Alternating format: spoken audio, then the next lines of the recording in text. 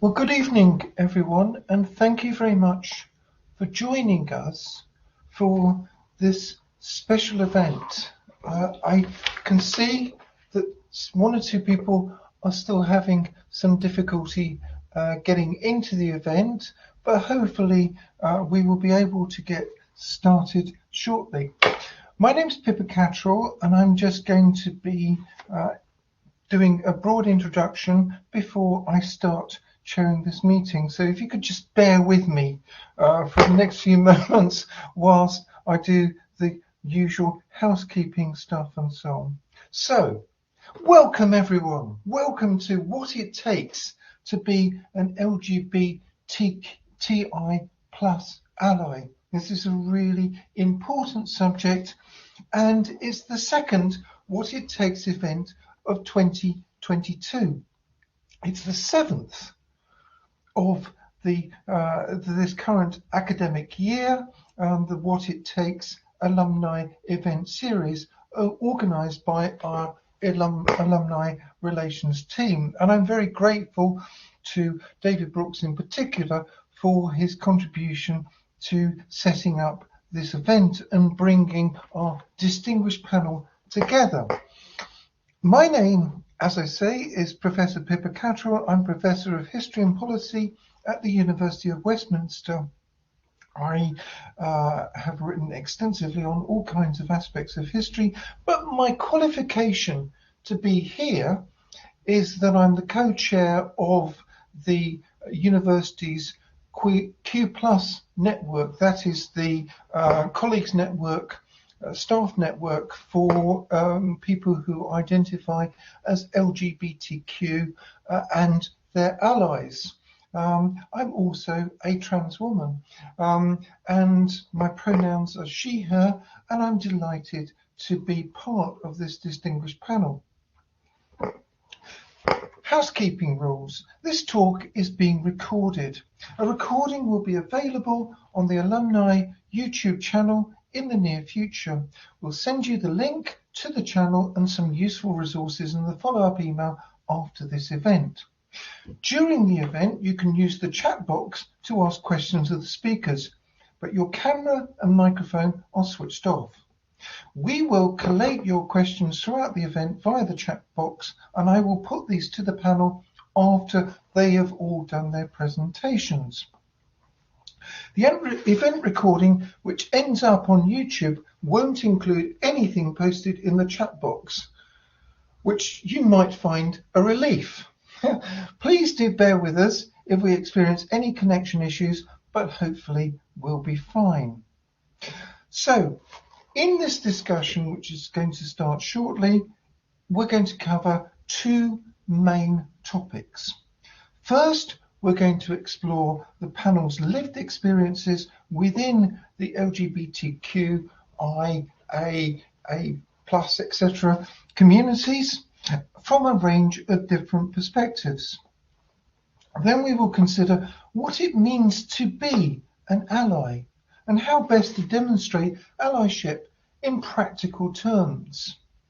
As I was putting it earlier today, how to be an upstander, not a bystander in those kinds of circumstances. We'll then share some useful resources, which will be also shared with you by email after the event, before finishing with a Q&A based upon your questions in the chat box. So, to introduce our panel, we have, in order of speakers, I'm delighted to welcome back my former co-chair of the Q Plus network, Anik Soni, pronouns he, him, who is an award-winning creative consultant, writer and researcher. I believe you've just won a major award for writing from the Arts Council for writing on children's literature, some children's literature, Anik. So many congratulations for that. And Anik works across education, non-profits and media, having completed a law LLB at Westminster in 2017. Secondly, we have one of our current students, Georgia Barrett, pronouns she, her, who is president of the University of Westminster LGBTQ plus Society. I hope I've got that right. Georgia is a current student on the Museums, Galleries and Contemporary Culture, MA. Finally, and by no means last, we have Jamie Wareham, pronouns he, him, who is an award-winning digital content producer, audience development lead and journalist. Jamie is also the founder of Queer AF. Well, I knew I was going to get that the wrong way around. He's the founder of Queer AF, a community interest community that it was first born as a podcast on the University of Westminster's campuses with national student pride. Jamie graduated with a BA in radio production in 2014. When the panel gets started, I'll ask them to give a very brief overview of their careers and journey from studying at Westminster until now, and in the process to talk about their lived experiences. And I have a number of generic questions which I'm hoping each panelist is going to answer in their own ways. Can you tell us about how you identify with LGBTQ plus communities and what this means to you? Can you tell us about any common misconceptions or assumptions that people make about you? And as this event is aimed at students and recent graduates, what was your life like during that period in your life, or now for you, Georgia, when you were at university? Do you think it was different to those who were not LGBTQ plus? I think that gives you plenty to get your teeth into, and I'm sure you'll each have thought about lots of other things as well. So without further ado from me, over to you, Anik. Hello, and thank you, Pippa. I'm actually really excited that Jamie's starting like the queer version of the Football Association, the Queer FA. That'll be quite an interesting thing to watch. Not sure how many people are going to be playing, but as long as it's like ungendered, it'll be quite fun, I think. I don't like sports, but maybe I will after this, who knows? So as Pippa mentioned, my name's Anik. I did a law degree at Westminster and then continued to work at Westminster, and I only left a few months ago. So it's nice to be back. I didn't think I'd be away for a few months and come back, but that's what happens at Westminster. It's a great place to always come back to. It's always like home. I am intersex, which is the main kind of thing I talk about a lot, which means I get to talk about my genitals way too much for people's own preferences. Intersex, for those of you who don't know, means when someone is born with physical sex characteristics that don't fit the ideas of what we are traditionally taught as being explicitly male or female. So it's all to do with science and biology and endocrinology and lots of other things, which I won't attempt to explain. But essentially, it means that when I was born, the doctors couldn't tell straight away whether I was a boy or a girl. And I made a film about it, and I've got a new film coming out soon, and I basically talk about it way too much, and my parents don't like it, but I love it. So that's me. I'm also bi, and that's another hidden thing which people don't talk about often. Bisexuals are the most hidden part of the LGBTQIA+ community. For various reasons, and one of the main reasons is that some of us can be in straight passing relationships, and other people tend to use, unfortunately, bi as a stepping stone to another identity, and therefore invalidate it when people who are bi actually talk about their experiences. So it's not always by choice, but bi people are quite hidden across different communities. So I I'm the founder of an intersex charity, which supports children, young people and families. And I co-founded that with some incredible people a couple of years ago. And I also sit on the board and the team for UK Black Pride, which is all about our various different intersectionalities coming together and talking about pride within the UK Black Pride space. And my research tends to focus on children and young people's rights, particularly around access to surgical treatments and stuff that is very much always in the media in a negative perspective. But what I like to focus on is how can we make sure people are making decisions and being supported through them, rather than preventing them from ever accessing whatever treatment or medical decisions they want to make. So that is me in a nutshell. Excellent. Thank you very much, Anik. And you've reminded me that I stupidly forgot to mention in terms of myself that I'm also chair of AIDS Memory UK, which certainly gives me an insight into all of this, because although the group of people who suffer from AIDS, the group of people who are living with HIV, which is 105,000 people in this country presently, is much wider than just people within the LGBTQ community. It's certainly one of the ways in which people within that community or communities get discriminated against, and therefore it's another dimension of thinking through allyship within these areas.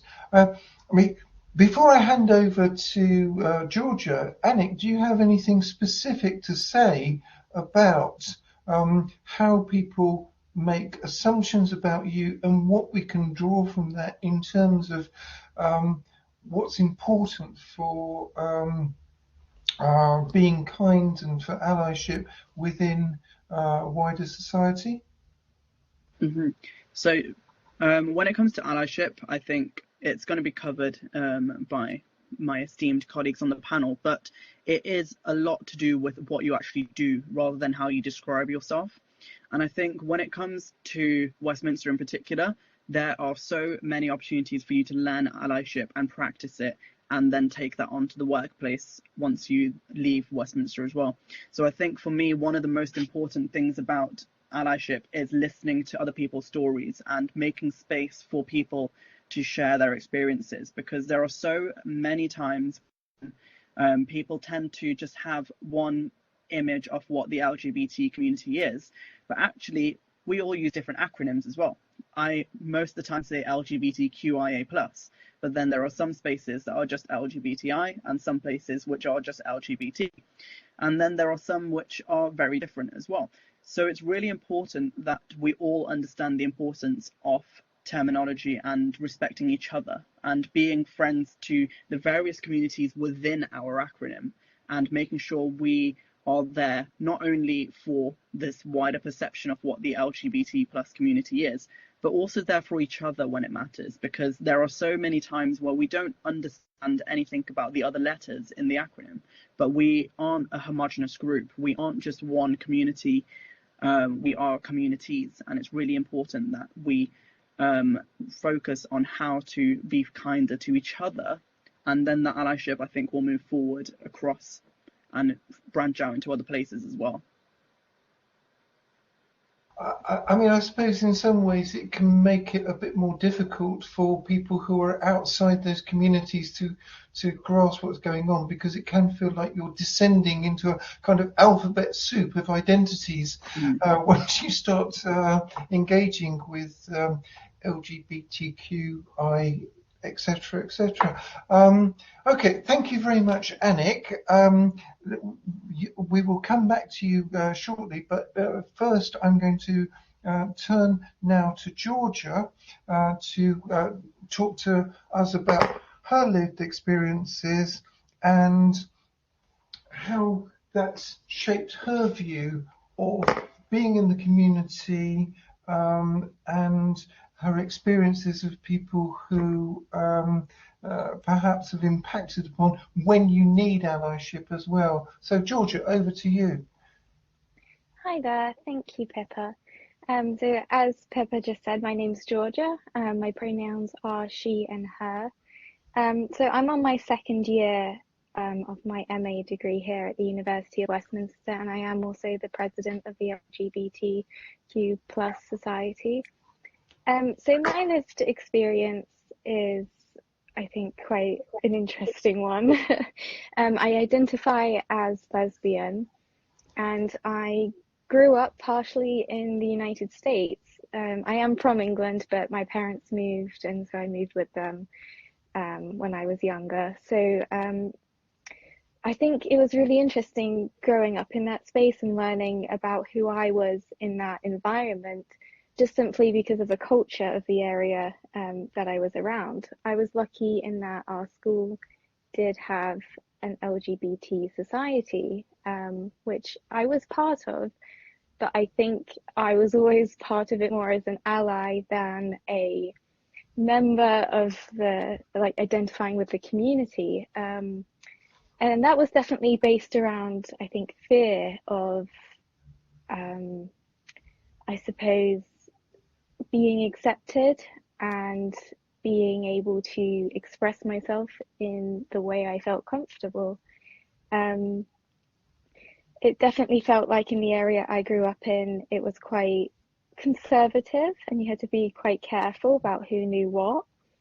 And at my school in particular, it was almost like the gay community was a bit of a clique and you had to be in or cool enough or very a very exclusive group. So it was nice that we had the society to allow people to join and feel like they could be a part of something, but it wasn't necessarily you could be who you were. So I think for me, I was an ally to the community before I came out as being a member of. And I was definitely advocating for, we had like gender neutral facilities at the school and advocating just for the larger acceptance, being for anyone in the community to be able to play on the sports teams they wanted to and things like that. But I never felt it was for me. I always felt it was for the people I knew. So yeah, I think allyship can be really important to allow someone to express themselves and to be who they are and to give them permission to feel safe in their own self. So it's really my experience. Great, thank you very much, Georgia. So I will now turn to our third member of the panel, Jamie, and put the same kind of questions to Jamie. How do you identify within these communities? Perhaps that's a quicker way of putting it than going down the alphabet route. Are there any common misconceptions or assumptions that people make? What reflections do you have on how life is like, how life was like, how life could be better if we have more support from allies for people within these communities? Jamie, over to you. Amazing. Firstly, on the alphabet, the reason I picked Queer AF as a name is that what I love about the word queer is it covers the broad spectrum of identities in one word. And what I also love about it as well is that I really excited to be with a bunch of students again, because as a radical queer on campus that upset a lot of hierarchy back when I was on campus. So well done for picking up the baton, Georgia. It's really exciting to be on with you. So yeah, and what I remember even back then was the society when I was a member I was at a constitutional vote where we decided what letters of the alphabet we wanted to go with that year. So it's really exciting to see that like language and that identity of our community is constantly changing, and I think that's like a really important thing to take forward when you're thinking about allyship around kind of the queer community, is that we are always changing. We're this kind of fluid, beautiful thing. It's really difficult to pin us down, and when it comes to like deciding kind of labels and like what to say and when to say it, I find the best way to do it is just to ask and speak to the people in your room. You know, like I think it's really great, for example, that we're talking about our pronouns tonight, because normalizing that as a thing that we can all do is a really great example of how we can be allies to the trans and non-binary community, because by talking about our pronouns like it's something that we all do, actually I find really valuable as well, because the amount of times I've been on the phone and they say madam to me and I'm like, I know I've got a slightly effeminate queer voice, but that doesn't mean we need to guess my gender from that. So I think there's lots of kind of ways where we can kind of pull from our own lived experiences to start to empathize with others around us. And as growing up as a teenager in Basingstoke, which is honestly the most average place in the whole of the UK, it has everything and nothing. And then coming to London to kind of like as that opportunity to kind of come out and be that radical queer I always wanted to be.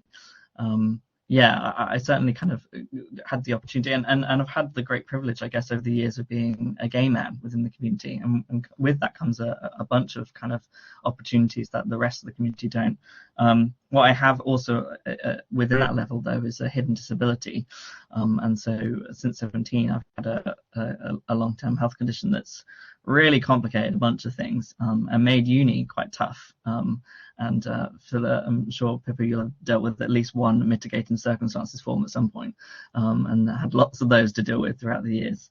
And I think it's what's really interesting when we're thinking about allyship is kind of like realizing that it's not always about kind of what's in front of you that you've got to unpick. It's about talking to the people that you're with and kind of asking them. Like, I always find that, like, particularly a lot of us are kind of really worried about making mistakes around different members of the queer community as well, in terms of the right labels and what to say and when to say it. And I actually find it's like we're very forgiving of mistakes, so long as people are really kind of interested to grow and learn.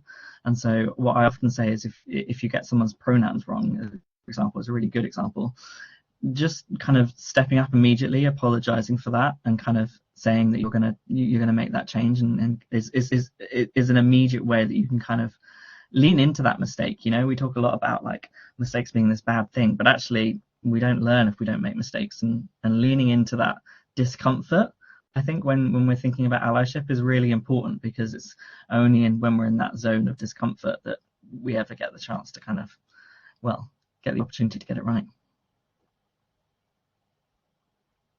That's a really good point to end on, Jamie. The point you made about the number of different letters we end up using is one of the reasons why we ended up calling the staff network Q+, because you're just simplifying it and going, okay, it's a way of encapsulating a difference in terms of sexual orientation, and a difference in terms of gender identity, and that's essentially what we're talking about here. But of course, just phrasing it like that is implying that there's a kind of normativity, that there are, quote, normal people, and then there's other people. Whereas I think what we want to do, and really, arguably, we should be aiming to get beyond the whole concept of allyship and going. There's a problem with the whole notion of normal. I was at the Barbican the other day and I noticed they were selling in the shop there bags which had on it, no one, the legend, no one is normal, which is absolutely true. No one is normal. And indeed, why would you aspire to be normal? But once you have this concept of normativity, and what is normal, then you're constantly putting people in the zone of dissonance and going, okay, well, you're not normal, so somehow we need to make allowances for you or whatever. And I find myself constantly arguing, well, no, what we need to do is, and this is a phrase I first got from Anik, what we need to do is usualize. We need to just treat everyone as being usual members of the human community. And just accept and live with these kinds of things. And one of the problems I think we have is that there are so many, the world that we live in is so freighted with heteronormative assumptions, which of course is one reason why so many people don't come out. I mean, I've got colleagues in the building I'm sitting in who are not out at work in what is generally seen as being a fairly queer-friendly environment, the university sector, because they just find it really difficult to do that. Partly because once you come out, you have to keep on coming out. Every conversation you have becomes, if you're male, you have these conversations where, so do you have a girlfriend? Do you have a boyfriend? All of those kinds of things. I mean, the normativity which is embedded in just everyday conversations.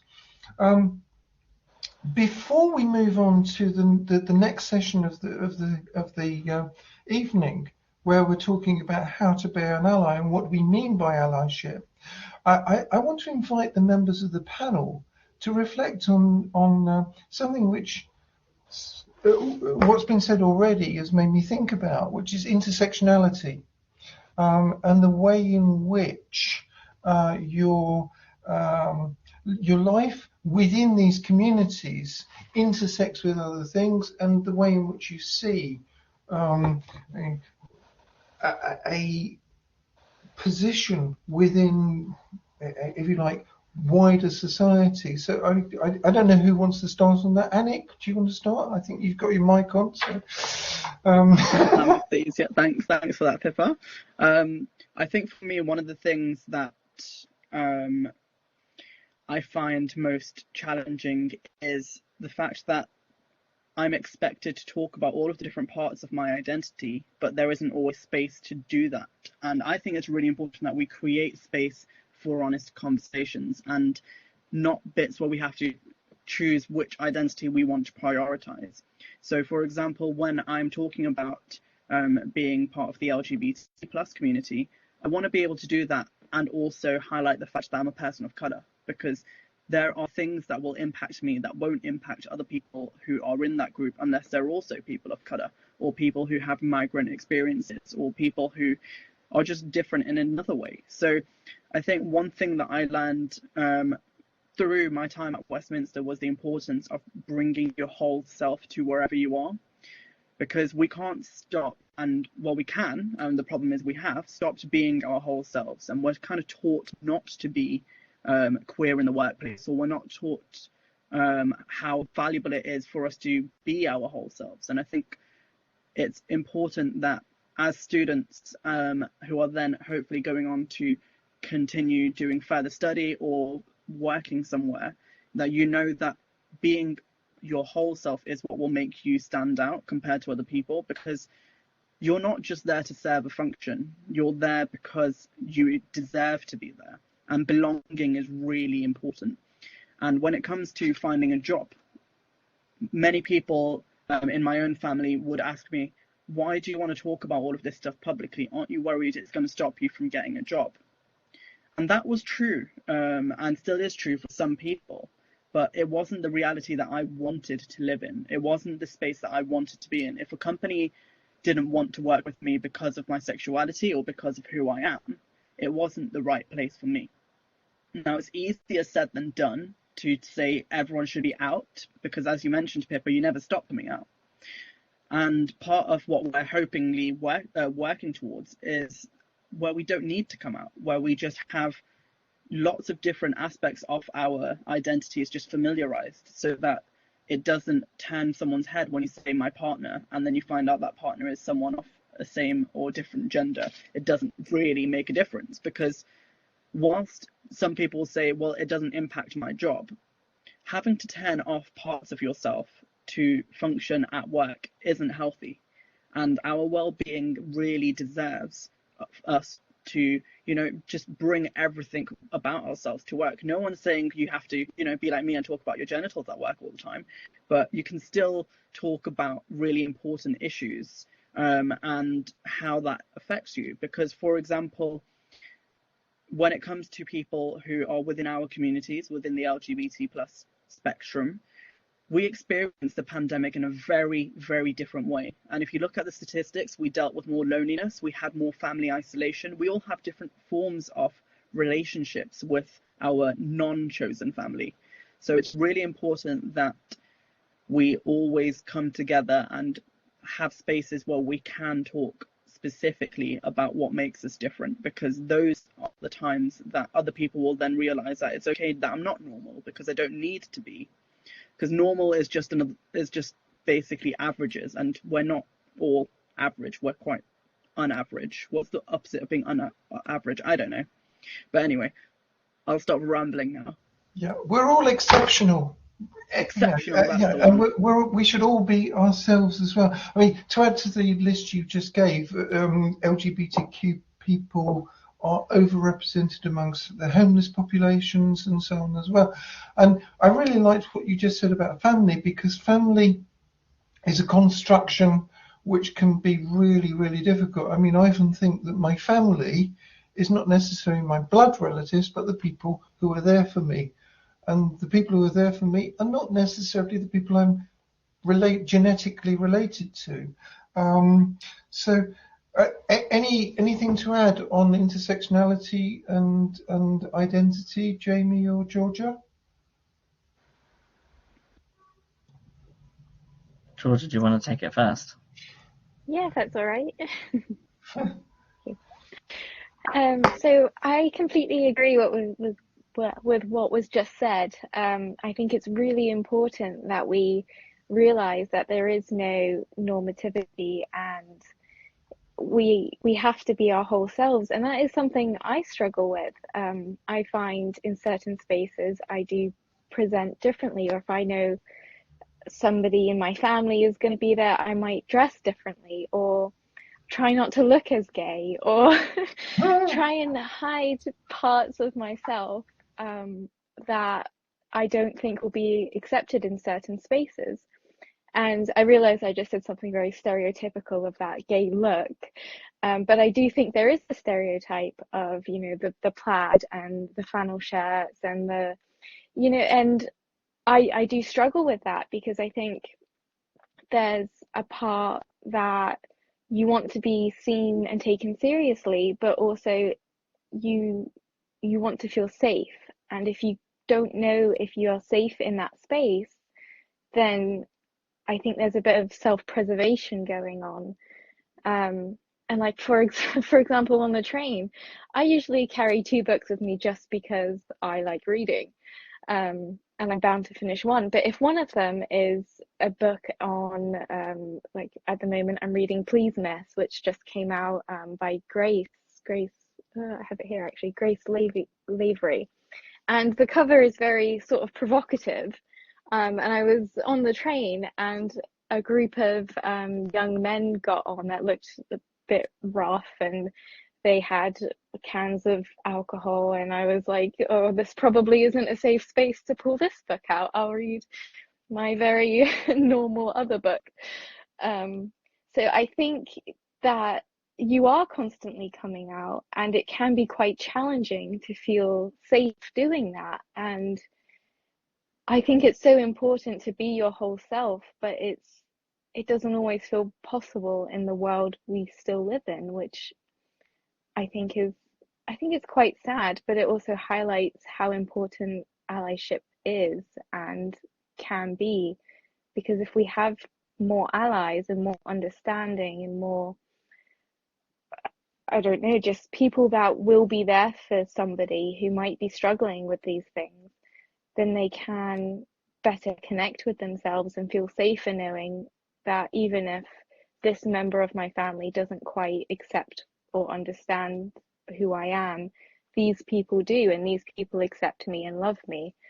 So yeah, I think I completely agree with everything that was already said, and I think it's so important that we do keep showing up for ourselves and for each other, and not being a standby sort of just watching, but allies for each other, even within the community.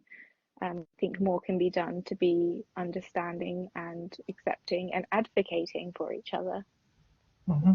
Absolutely. And I mean, given what's happened to Grace Lavery, who, for those of you who don't know, is a trans woman who teaches, I think, at Berkeley.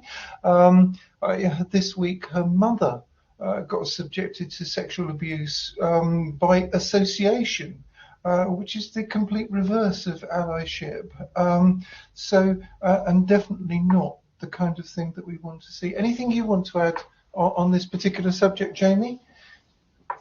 So on the like normalizing thing, my take on it is like what's been really interesting about kind of watching the kind of queer movement in the UK over the last 15 years or so is that I remember when I started on college campuses handing out "some people are gay, get over it" stickers and being shouted at across the corridors. Back then, the fight was for normal, and we was really excited when organisations put pride flags outside their stores and stuck it on their logos. That was like a huge moment.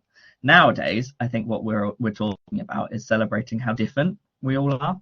Like back then, we was trying to show us that we were the same as everyone, and I think now we're starting to get to a point where, like for us, pride and conversations like this are about talking about how different we are, and celebrating being different is the cool thing, rather than celebrating how we're the same. And that's really exciting that we've gotten to that place. Equally, touching up on the intersectionalities there, and particularly what you said there, Georgia, about safety in our kind of spaces, and particularly in public, we are in a period of time where, because of, and it's been kind of pointed at this internationally now, because the newspapers are kind of in a space where they're really pushing a similar moral panic that we saw in the 80s with gay people, but this time with transgender and non-binary lives, we're seeing that it stretch out onto the streets, into rising hate crimes. They're up 210% in the last 5 years. And what that means real world is 20,000 people were attacked in 2020 because they were queer of some kind. And I just find that remarkable, because we all know that that was a year where so many of us spent it entirely at home. And the idea that there was still that many attacks and they're rising is just so scary. And so I kind of always see these kind of conversations in the broader context. Equally, I know all of that because I work in the media, and I've done for 10 years now since graduating. And so what Anik said there about kind of seeing people as one identity really rang a bell, because I've certainly been in many newsroom conversations where we've talked about finding a bi person or a intersex person, and we haven't thought about how someone could be both. And what we do is kind of tick boxes. And I think, what was really interesting to me, and a real learning and important moment for me in that kind of sense of allyship, was during the kind of Black Lives Matter summer, which is obviously the same year that I just talked about there, where that really focused the attention of lots of us on the intersectionality of lives. And I remember sort of having conversations in that newsroom there and with other people about how it's really important to not just see people as one box, but as many others. And actually, I've been on a number of panels like this over the years where we've talked about that the merits and negatives of kind of box ticking. And I have to say, I always think that doing it is really important, but it's the reason why you're doing it that counts. And this is what kind of like I would say about allyship. If you don't know the reason why you're trying to see whether whatever you're up to is representative, if you're just doing it because it's kind of the right thing to do because of diversity and equality, that's not the right way to be going about it. The reason you should be doing it is because you should understand the power of that representation on screen, on wherever that kind of thing is that you're making, and knowing that, like, I was lucky to grow up at a time where there was some gay men on TV, and particularly when I got to uni, there was folk like Ollie Alexander coming out and talking about his mental health. And the intersectionality of gay and mental health at uni was just a lot to take in, and also amazing that there was this huge person doing successful stuff and talking about all of that. So I totally and fully understand the power of representation and why box ticking is important. I'm not doing it to tick a box. I'm doing it because I know at home there's some young, queer, confused kid, like I was when I was growing up, seeing that and realizing that actually they're okay, and that they maybe don't need to be so overwhelmed. And although it doesn't feel great at the moment, there's someone out there that's kind of worked out, and that gives people hope. And I always pull back to hope. And I love that Harvey Milk hope speech. If you ever fancy just reading that, for like, there's a PDF of it online, which I go to quite a lot. In fact, I posted it literally the other week in an article. And I was like, how many times have I done this now over the years? It's probably too many. But anyway, it's one of my favorite things, because his whole thing is, once you realize one of us, that kind of like monster that you read about wherever it was, you realize that we're just one of your friend or your family. And that's the power of like talking about representation, and also the intersectionality of that, because once you realize that we're more than just one thing, we're all of these different facets, it really gives you the opportunity to kind of like relax into that and have that conversation in a way that was sometimes a bit scary beforehand, I imagine. Yeah, I mean, it's not just about relaxing about people you know. It's also about relaxing about yourself and coming to terms with yourself. I mean, when I was growing up, I didn't have a language to describe who I was, and finding that language, it's really difficult, and that's why role models are so important. I met last night a guy from Paraguay who said, you know, being gay in a country like Paraguay is incredibly difficult, because of the way in which the assumptions of society operate against understanding such things. So it makes it really difficult for you to understand yourself. He said, you know, I was one of those many people who suffered from internalized homophobia because that's what society was telling me I should be like. And that, of course, is one of the sources of the mental health problems that Anik was talking about. And we're talking about communities where rates of suicide, etc. I mean, in my community, trans people, 40% of us have attempted suicide at some point in our lives, myself included.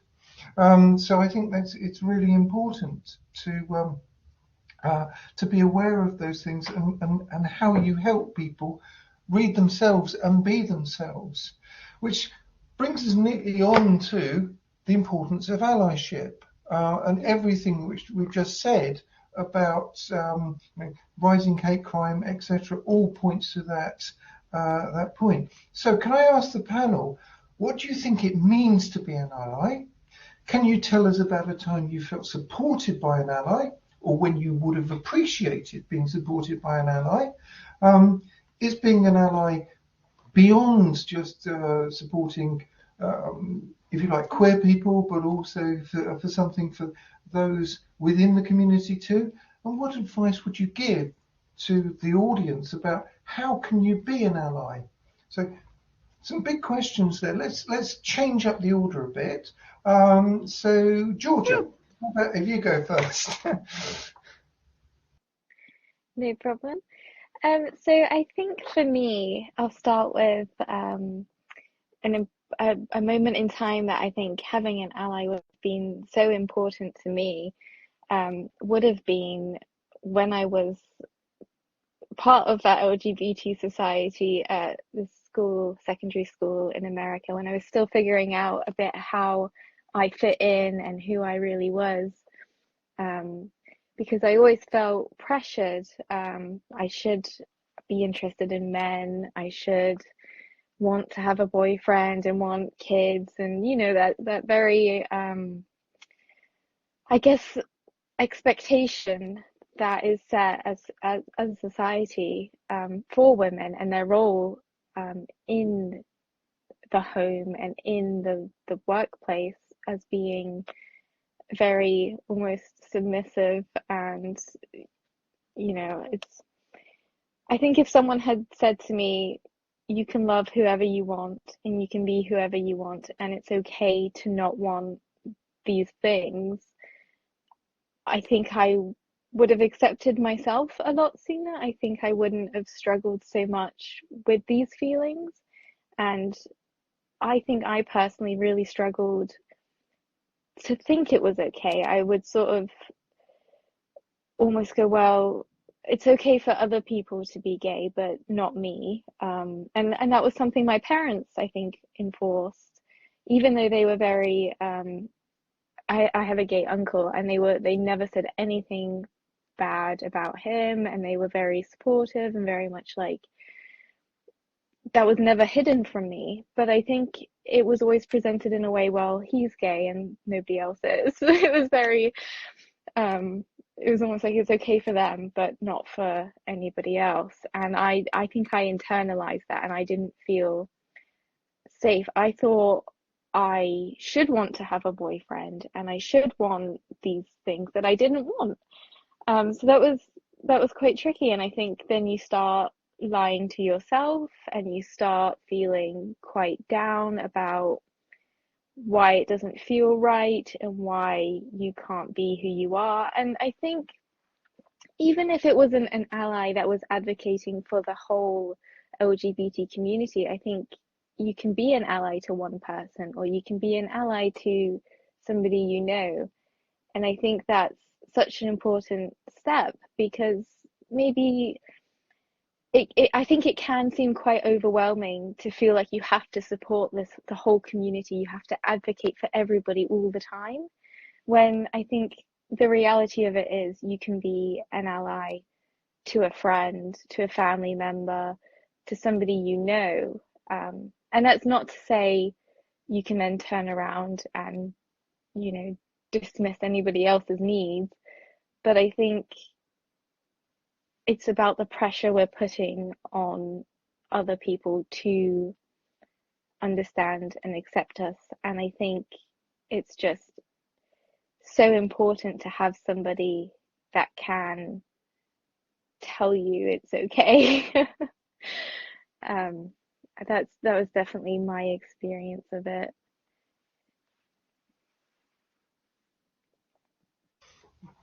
Thank you very much, Georgia. I think it's always useful to have stories as a way of understanding these points about allyship. Jamie, would you like to go next? Yes, thank you very much. First of all, just a small gay brag, just because we're talking about religion in the chat box, and you mentioned the Westboro Baptist Church. I did once successfully lobby to get Fred Phelps and Shirley banned from the country, so they actually can't visit, because I was in a play about the Lamry Project, which is a gorgeous thing to go away and look at. That said, this also feels like the point in the evening where we've got to, it feels a little bit like Queers Anonymous. I'm Jamie and I've suffered homophobia. So here's a story for you. I was in a newsroom and someone was wearing, the boss was wearing a pink tie, and someone made a comment about how, it's a gay tie, it's such a gay tie. And anyway, I was brand new in this newsroom, and everyone went one by one around the newsroom and the boss went, "Do you think it's a gay tie?" "Yep." "Do you think it's a gay tie?" "Yep." "Is it a pink tie, a gay tie?" "Yep." And it got all the way around. Honestly, I've been there 3 weeks, and I was like, my goodness, is this my moment to come out in front of a newsroom of people that have just said this pink tie is gay? And I actually said, "I don't think an inanimate object can be gay." And he went, "Thank you very much. Thank you very much, everyone." Jamie's got his sensible head on, yeah. Anyway, so for me, that was a really scary moment, and an example of a small nudge of allyship. He could have intervened much earlier, right? But it was a really nice moment where he, as someone in power in that room, kind of said to everyone, "Yeah, shut up, everyone. That was all nonsense what you just did there, and this one new kid that's just joined the team has just reminded you all why that's the case." Equally in that newsroom, I was told to stop pitching gay stories because there was no money or audience in them, which is why I went ahead and started working with Student Pride to launch Queer F, which is what I've launched recently. And I just think it's a reminder out there of how both small and big actions can be kind of important to reflect on, but also the power of I come back to the power of language so much, and how small kind of choices in our words make a big difference. I was working with a journalist earlier on a piece we're commissioning, and we was talking about how she found hope in something that's seen online, and how it taught her that there was hope out there for our community. And I sort of said to her, "Did it teach you that, or did it remind you that? Because surely you know that the majority of people out there kind of love and support our community, but it just doesn't feel like that sometimes because social media and the news kind of makes us feel completely trapped in this doom scroll of they hate us." And she was like, "You're right, it really does." And we had a big conversation about how changing that sentence to "it reminds me" is this huge has a huge impact, but with a small thing. And so I always find it's kind of funny when you're thinking about allyship, because often it is about those small changes to your language that make a huge impact. I always find it funny when there's kind of big moral panic moments over kind of suggested language to kind of guides to make them more kind of non-binary or to kind of more gender neutral. And what I often find with those guides is they always suggest kind of adding language rather than changing language, which is similar to what we were talking about pronouns, right? It's like an add. It's not a takeaway. It's not a change. And all of that stuff, it's small and tiny, and people don't always see the impact. But actually, the one I'm talking about in particular is around breastfeeding and chest feeding. And that small kind of word is the sort of seed that grows into like a broad culture of allyship. And sometimes it feels a bit odd to kind of do those things, but actually, if you roll with that, what it often opens up is the chance to have conversations that are really enlightening and like massively change our minds. And I just wish the moral panic around those things weren't so hyped up for adverts and clicks. Absolutely, and the point you just made about the way in which breastfeeding is still fetishized in our society. So you could say you could use that to by extension and say this is also about not creating that difficulty for women to do something which is absolutely natural and very important. But it's so often treated as a kind of taboo subject. So that's a really good point. That's patriarchy, Pippa. Sorry, yeah. Patriarchy. Well, exactly. Yeah. It is exactly exemplary of patriarchal assumptions, and also patriarchal problems with men's own sexuality, and why everyone else should suffer because men haven't come to terms with their own sexuality is an entirely different matter. I don't think we've got time to deal with it today. Instead, Anik, tell us about how you see allyship. If more people dealt with toxic masculinity, the world would literally probably fix itself. When it comes to allyship, I think I'm going to give you a few different stories. And the first one is when I realized that I wasn't being an ally, because I think it's really important to acknowledge when you get things wrong. And I always thought of myself as someone who was an ally. I'd probably write it like on a Facebook status or something back when I had Facebook, like, I'll write, I am an ally for this. But actually, what does that even mean? What is allyship if you're not actually doing something? And it doesn't need to be a public thing. It needs to be an internal thing. It needs to be about you unlearning and relearning things about how you perceive other people. Allyship is something that I think everyone is at different stages with, because on any given issue or topic, there isn't just one way to look at it. And so I think it's really important for all of us to acknowledge and kind of keep track of what we know already and the kind of voices we're listening to and kind of voices we're giving weight to. So to give you an example, I grew up in a very, I wouldn't say conservative household, but one that was something, it was quite a paradox. But my family saw sexuality as like a Western thing. It was like sexuality and the idea of being gay is natural, but it's a Western idea. Like, who you have sex with is your own business and it shouldn't be paraded around, that kind of thing. And so that was the kind of behavior that I inherited and was taught. And it took me until I got to university to actually come out and unlearn those things. And I didn't come out until my third year. And it was university that did that to me, gave me a space to meet other people and have discussions and reach out to people who have different experiences to me, because I was not only dealing with internalized homophobia, but I was dealing with internalized racism.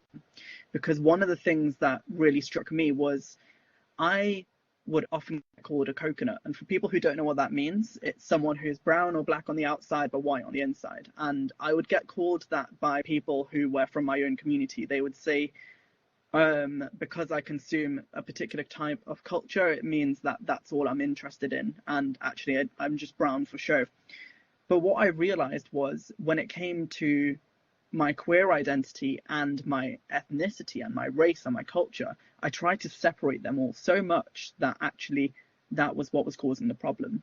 And years later, when I started volunteering for UK Black Pride, was when I got the chance to realize that actually there is queerness in every single culture that exists. And all of these stories that we know about other people are how we can continue to learn and develop. And, you know, just because you have a trans friend doesn't mean you're automatically not transphobic. There were so many times where, in particular, people will say things that they don't consider to be transphobic or even racist, to give you examples, because they think that Both of those things involve violence, but actually there are systemic ways that we perpetuate discrimination throughout whatever we do. And whenever someone says to you, even if you're a member of the LGBT community, that you are transphobic, instead of getting defensive, listen and try and figure out what's going on. Why are they saying that? And I think it ties into allyship, in terms of the fact that we need to understand struggles of other people within our own communities a lot more. And when someone's calling you racist, it's not that you've gone and beaten up a person for the color of their skin. It's because what you're saying or what you're doing is not actually respecting that person, and you're saying something that doesn't align with the experience of those people. And I wanted to say there are so many different TV shows, films and movies and books that are out where you can get a glimpse into other people's lived experiences. BFI Flair Festival is starting soon, and that has an incredible lineup of different films from all around the world that you can actually get some insight into LGBTQIA plus stories. Selfish plug rather. One of my films is going to be there as well. It's my acting debut. I have one line. It's so cool.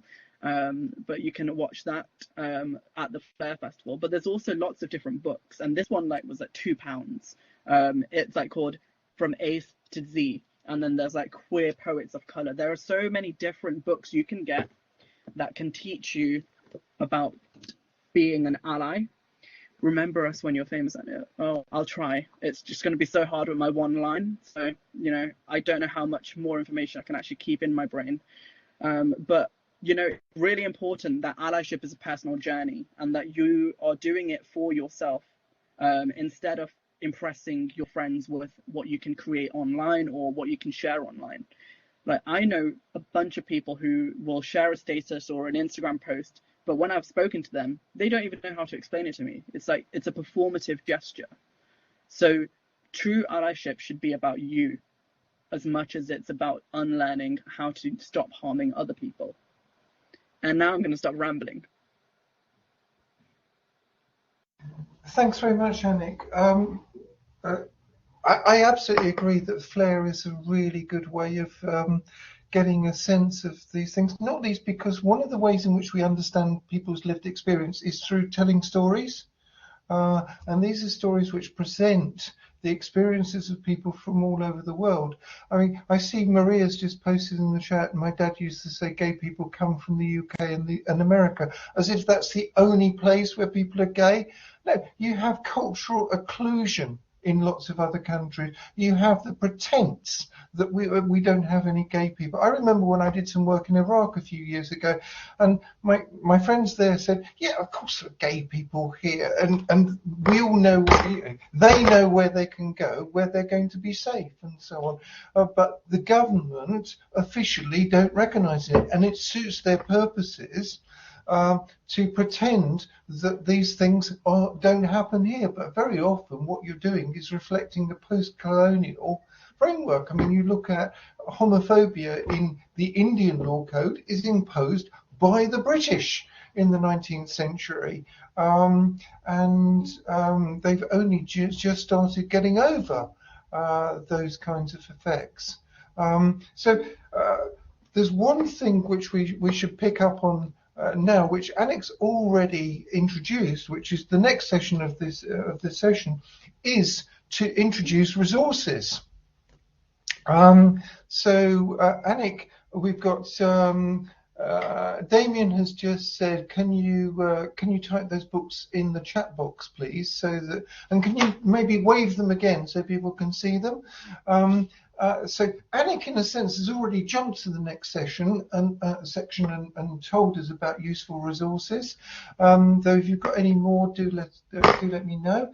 Georgia and Jamie, do you have any resources you want to share? I don't have any particular ones for LGBT, but I had thought of including Mind, the mental health charity, in there, because our community does suffer exponentially more with mental health issues. So I think it's just I could type in the website if people need it, but the Mind charity. Mind Out.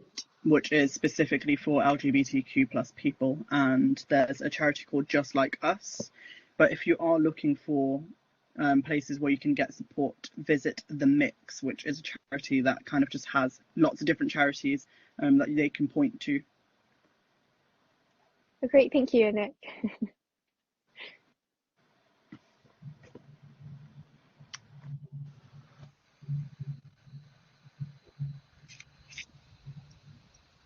So, your turn, Jamie.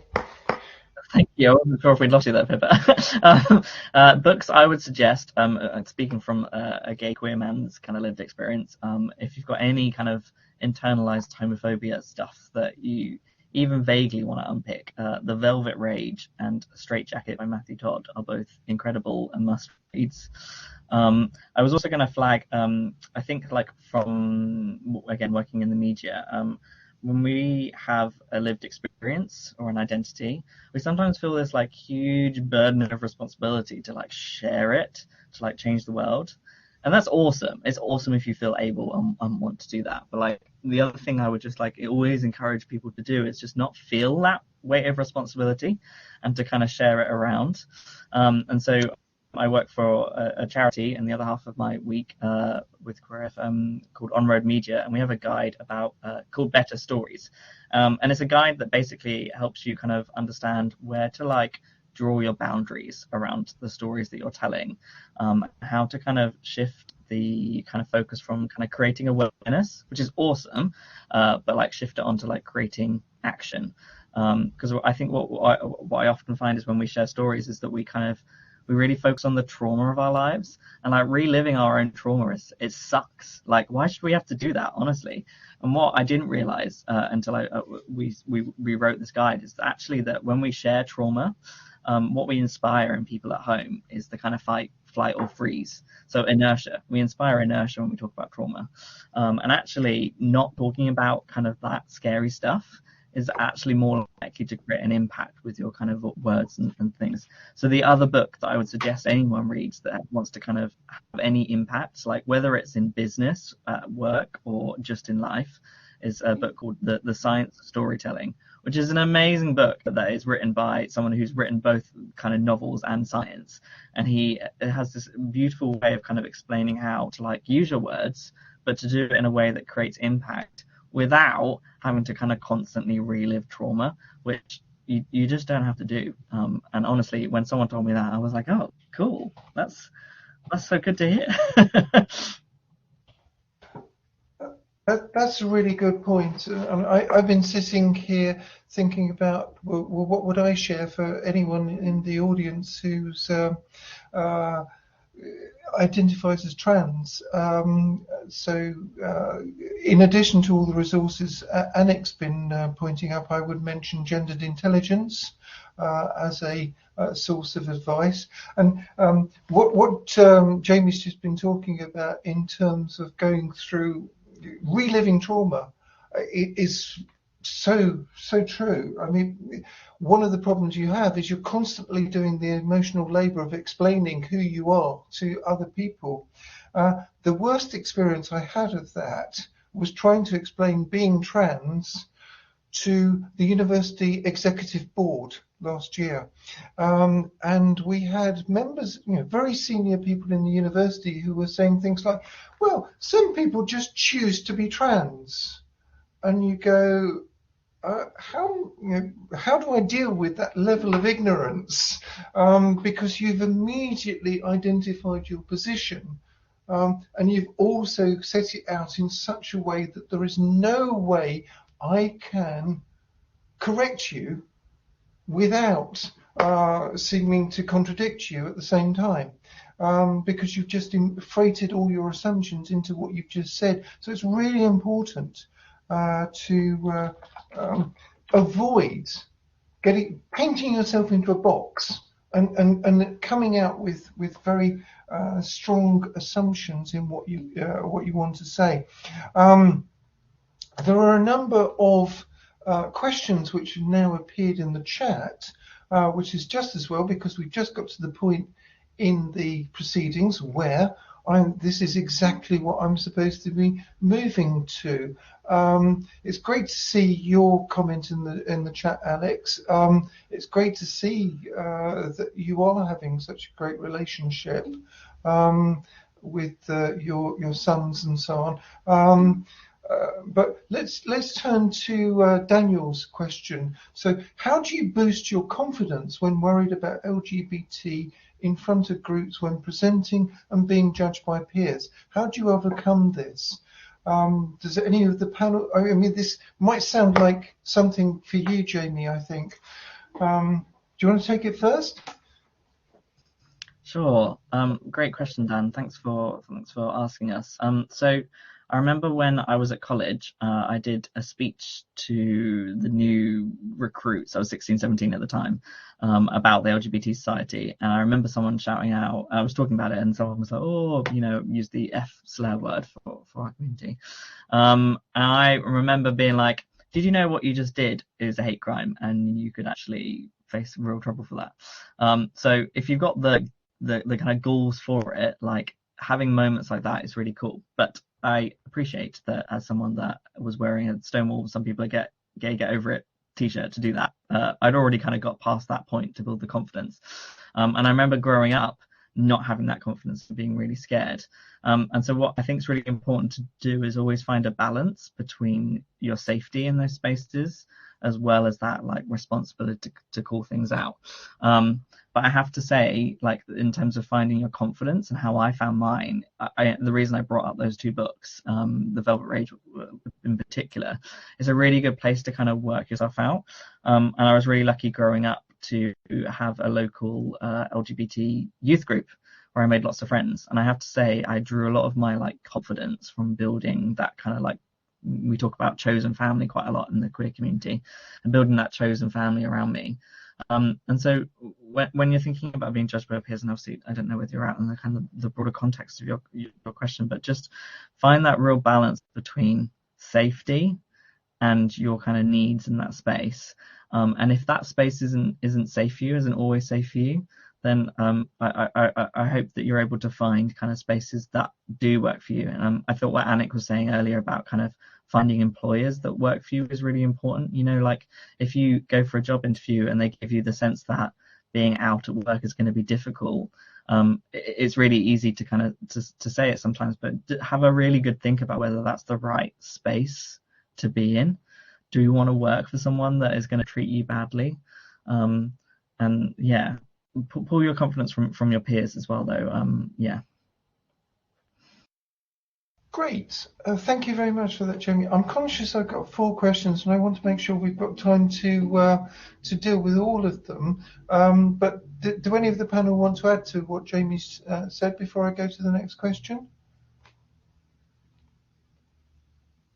I was just going to say, like, the first time you do it in front of a group of people is always going to be the hardest. And if you spend a lot more of your time focusing on how people are going to react to you, it undermines your own confidence. And confidence is the thing that people will respect the most when it comes to sharing your story.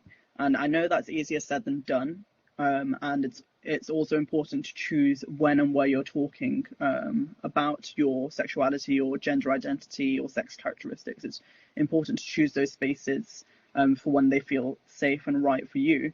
But someone in that room will thank you for doing it, because there are people out there who won't ever have even the slightest desire to want to speak out. But that doesn't mean that people don't exist.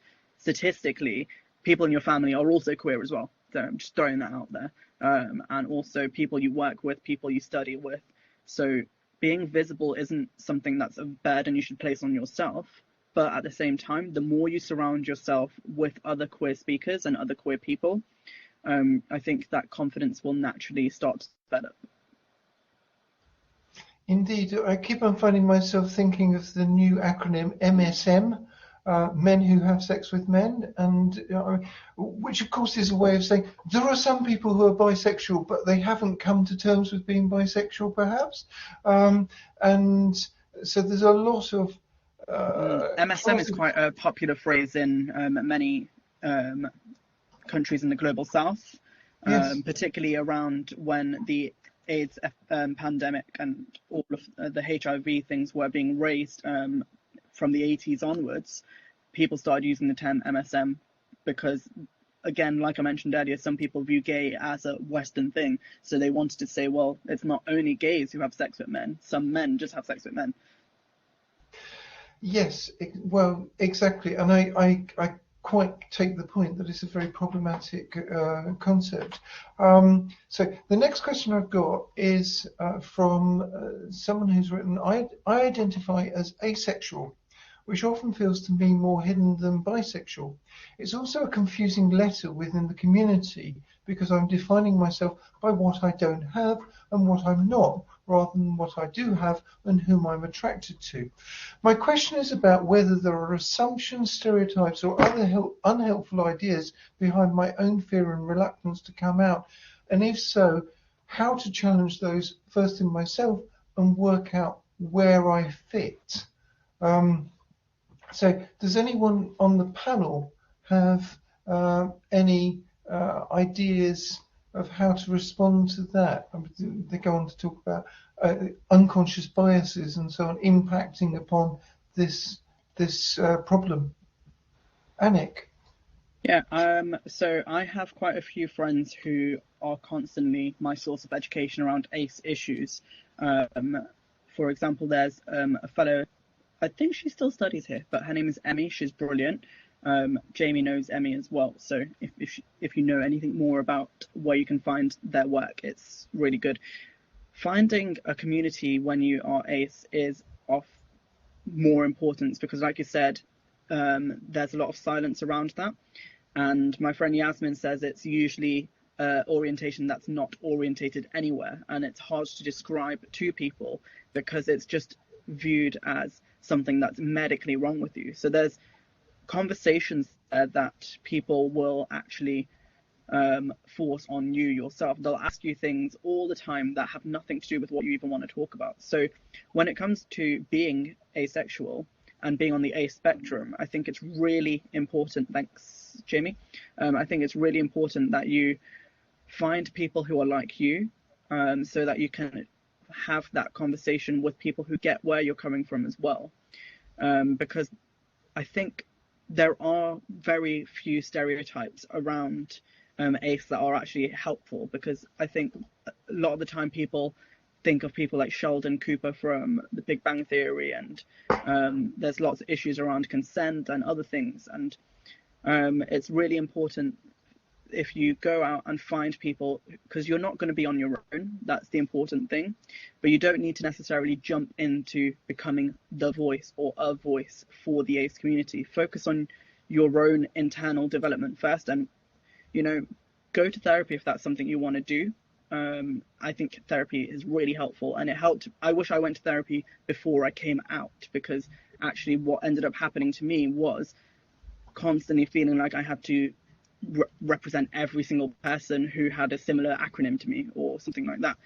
So I think my advice would be find people who are like you, but also spend some time to have conversations with yourself around why you want to come out, whether you need to come out, and what it will look like when you do come out. What are you expecting? What are you hoping for? Because the world is a very sexualized place, and especially people who believe that like Charles Darwin and evolution meant that everyone needs to have a straight relationship and reproduce and things, they tend to shout at you on Twitter and lots of other places as well. So you need to know the truth for yourself, and you need to know your truth. And yeah, I think that's about it from me.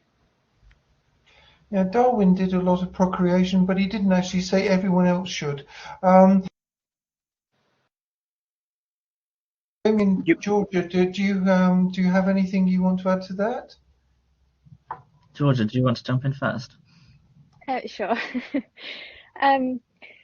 I just like to add to that. I think it is really important to figure out what you want and how you feel and what you expect from the people you do come out to.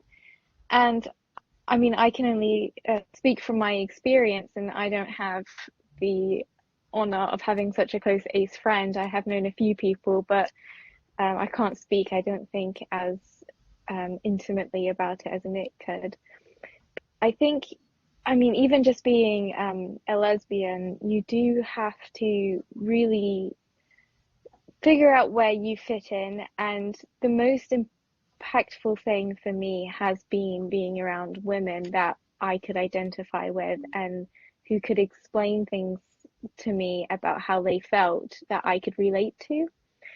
So I think if you can put yourself in a space with individuals you can learn from, and you can either say, oh, that's exactly how I feel, or that doesn't really vibe with me, or, you know, just having that connection with individuals and being able to learn from other people's experiences, I think can really help you figure out where you fit in and where you belong and how to be yourself and how to be okay with being yourself. And like Nick said, I think therapy could be a good place to start, because that does give you a safe space to explore some of those internal places. I mean, find someone you trust to talk to. It doesn't have to be a therapist, but I think creating a safe space where you can be honest with yourself and you learn from other people, and just, yeah, I think self-discovery can be really hard, but if you surround yourself with the right people, I think it can really help. So. Great. Anything to add, Jamie? Yeah, I was just to say, equally, like, self-discovery doesn't like stop. Like what I find so beautiful talking to so many people in the queer community over the years is, like, you think you found your label, and then a couple of weeks later you found one that describes you way better. So, like, don't kind of feel like any like rush to get that right as well. Because, yeah, I mean, what I love reading, sorry, I'm so glad Anik put Yasmin's link in there, who's, like, I have to say, the top ace voice in the UK at the moment. But, you know, learning from her, one of the kind of most important takeaways I took around asexuality is the kind of, obviously it's like an umbrella term for lots of different kind of drawdowns from within that. But equally, it's not about like, it's not just about like sorry, it's quite easy to kind of think that that asexuality is about not wanting sex, when really it's about like a lack of sexual attraction, and like being able to talk about that it's a really like nuanced kind of thing. But actually, when you're able to kind of put it in some easy words, and Yasmin is so good at describing that, and so if you're looking to some ways to kind of describe and navigate that, yeah, super source. Great. I've got a number of questions still to do, so I'm going to ask the panel to either give very brief questions or just one of them respond to each question from here on in. So the next one that I've got is, do any of the panel have any reflections on socioeconomic background and how this impacts on your identities? Jamie, do you want to go on that one, since you were nodding just then?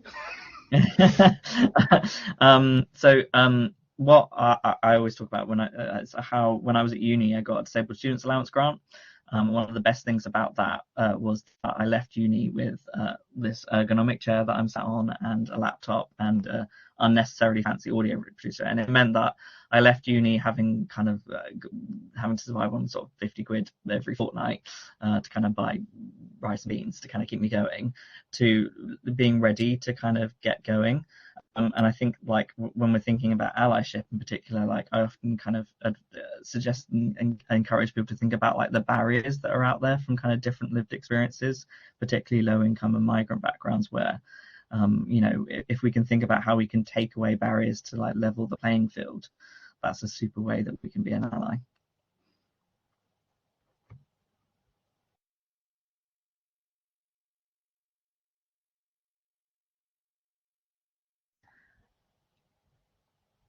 You're muted, by the way, so that whole thing has gone, Pippa. Sorry. That wasn't me. That was my machine actually muted me there. So anyway, as I was saying, the next question is directly directed at you, Anik, and it says it's on the theme of relearning that you were talking about earlier. what I want to look at is the concept of being anti-racist and recognising the need to be anti-racist, including challenging racist assumptions in yourself. What's the equivalent thing in this space? I mean, so it's being so anti-racism, and then it's I mean, homophobia, transphobia, all of those things, and you just add anti in front of it, I guess. Sorry, I don't know if there is a more technical term, but Pippa, the ever wonderful academic, might be able to share an actual term with me. But essentially, it follows the same principles. It's unlearning and relearning, and it's all about understanding that we grow up in a world which is homophobic. It is transphobic. It's not a judgment that we're making. It just is. It's just a fact. So we need to look at how we change ourselves so that we can then act with more empathy. So, like, for example, when it comes to racism, so many people just think that, oh, well, what I'm saying isn't racist because I'm not making a comment about someone's skin color. I don't care about skin color. Same with sexuality. Someone say, oh, I don't care about who you're sleeping with or what your gender identity is. I'm saying, well, you should care, because the point is, I can't stop being those things. I shouldn't have to be just to make you comfortable. So it's all about understanding that there are lots of different points of views, but we've kind of been taught one of them, because there is a notion of what is acceptable, what's societally acceptable, and that's it. And I'm going to stop before Pippa tells me that I ramble too much. Yeah, I mean, I suppose what you're talking about there is challenging structures and challenging the assumptions which underpin those structures. And a useful term that's used that we could apply to that is queering. So it's kind. I mean, what we're essentially talking about is queer theory, and just querying all of those assumptions and the way in which they reinforce patriarchy, heteronormativity, etc., etc. Let's turn to the next question. So, on this point about how do you balance being an ambassador and the emotional load that can give you? Any thoughts from any of the panel on what's the best way of achieving that? Say no to panels that start at 6:30 and end at 8 p.m. sometimes. That resource that I shared with you earlier about from On Road is a really good way if you're looking to kind of have a PDF on how to answer that exact question. It's great. It's all about sharing it out there, right?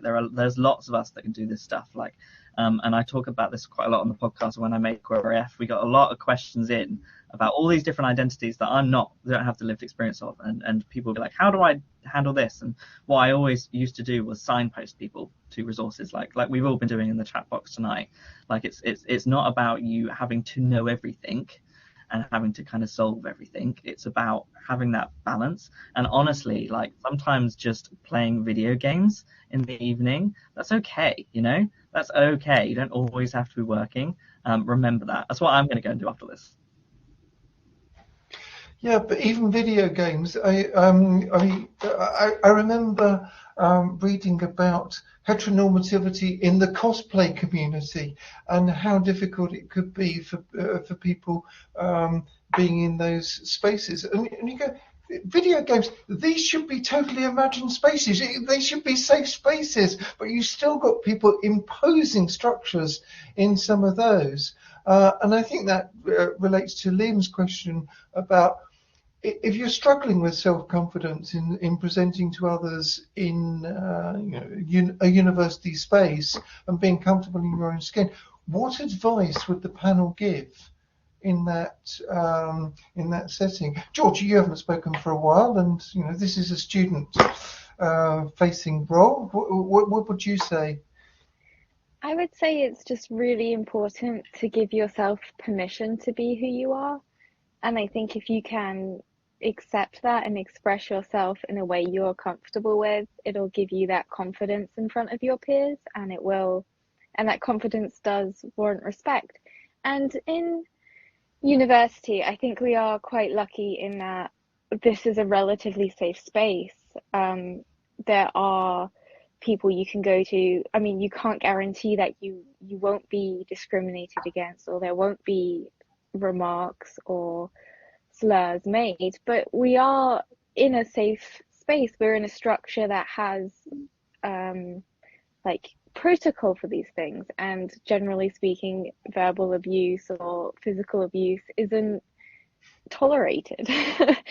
So I suppose maybe having a support system might help, or maybe knowing where you can turn to if you end up in an unsafe situation. Just knowing, oh, I can go and talk to the counselors, or I can talk to my course leader, or I can talk to the student union.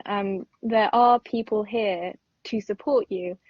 So I think, yeah, just feeling okay in yourself, and then I mean, it is easier said than done, and it is very stressful presenting and having to put yourself in front of an audience. That's the hardest thing I think we can do.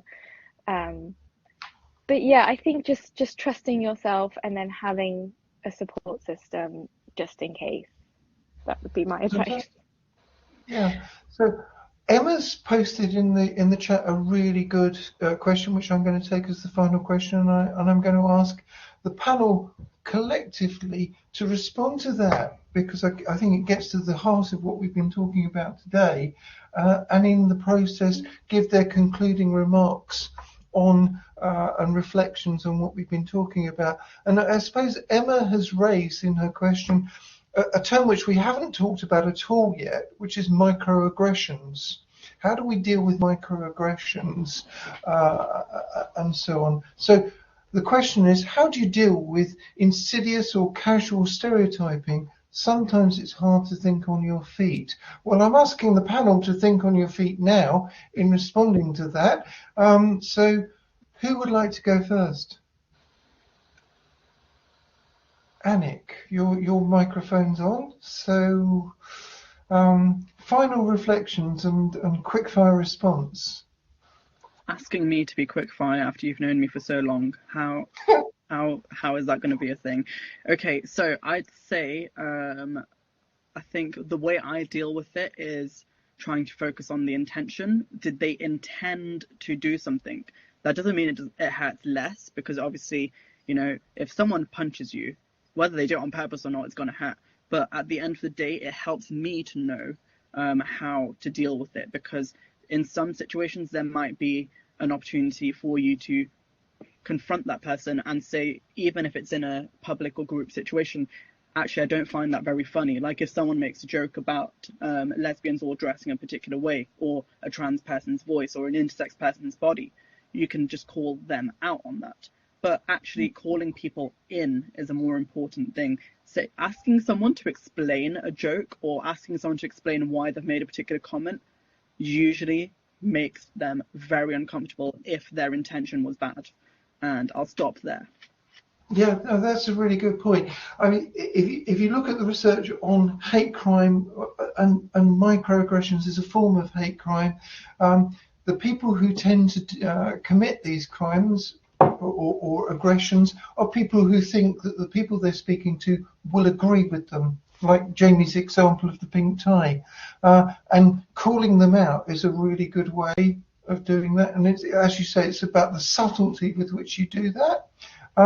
Jamie, any reflections on this? Yeah, I'll take it online. Never engage with trolls when you're online. It's exhausting, and it feeds the algorithms that like enjoy selling adverts about the doom of our life. So that's number one. Secondly, to take Anik's point about their intention back, whenever I'm talking about communicating, I'm always like, it's really important for us to take the high road and not only think about our intention, but our impact.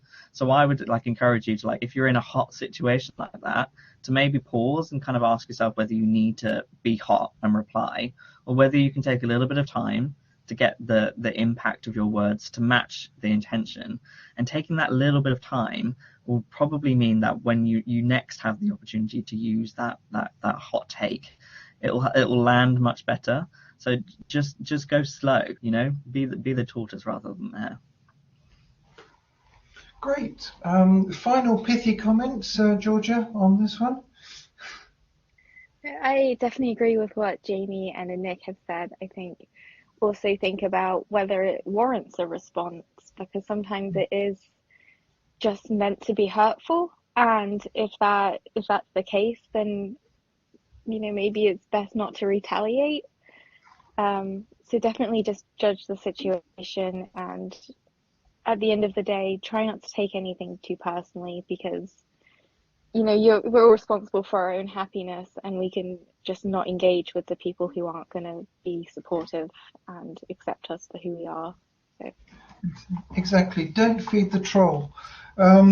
So this has been a fantastic discussion and fantastic comments and questions in the chat.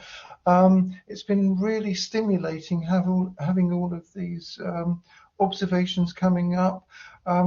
I found it incredibly enlightening, and I hope our audience has as well.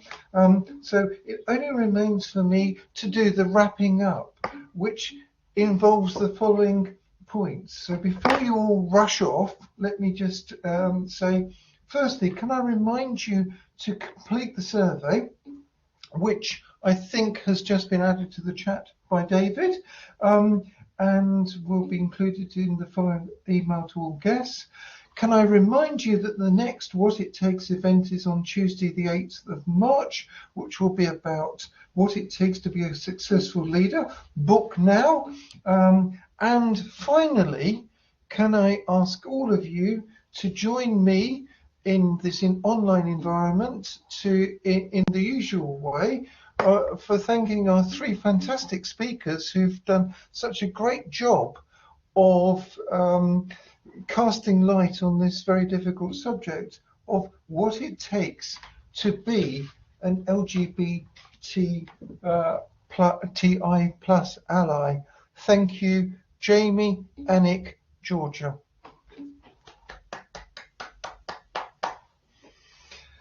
And may I wish you all a very good night, and hope to see you in future.